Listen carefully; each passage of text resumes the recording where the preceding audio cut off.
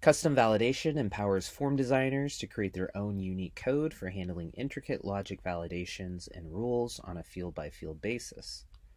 Although Form.IO provides predefined validation rules like required fields and minimum and maximum input links, there are instances where you'll need to tailor your own set of validation rules unique to the form and application requirements.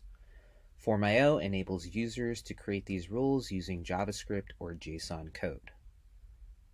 To apply custom validation, open the component settings of the field you want to apply the validation rule to and click the Validation tab.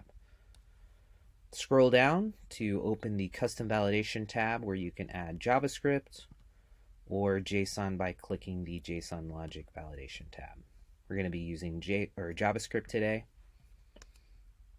For this example, I need to validate that the data being entered into this re-enter email address field matches the data that is going to be in the primary email field. So to start off, I'm going to open up the primary email field settings, click API, and copy the property name, which is email in lowercase.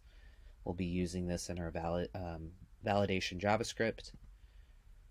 Going to open up our re-enter email address field, click validation, scroll down to custom validation, which is where I can apply my JavaScript, and start off with the valid variable.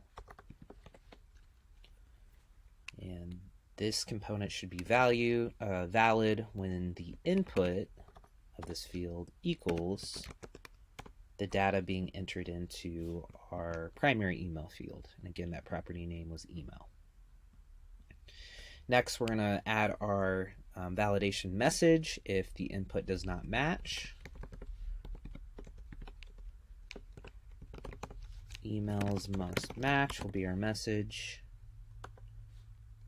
And then we'll close this out.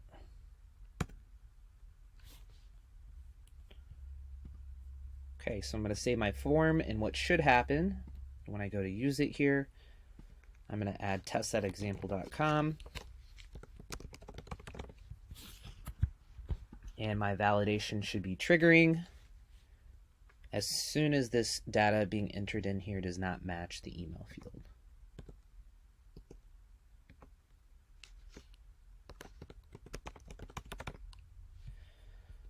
Something we can do so that the validation only triggers whenever we are clicked out of the field or we're not focused on the field anymore is we can go back to our validation tab. Click this validate on drop down and change that to blur, which means the validation is only going to trigger whenever we are out of focus of the field or we've clicked away from the field. So let's do that one more time. As you can see, my validation is not triggering here. If I do click away, I haven't matched the data yet, so I should have the validation.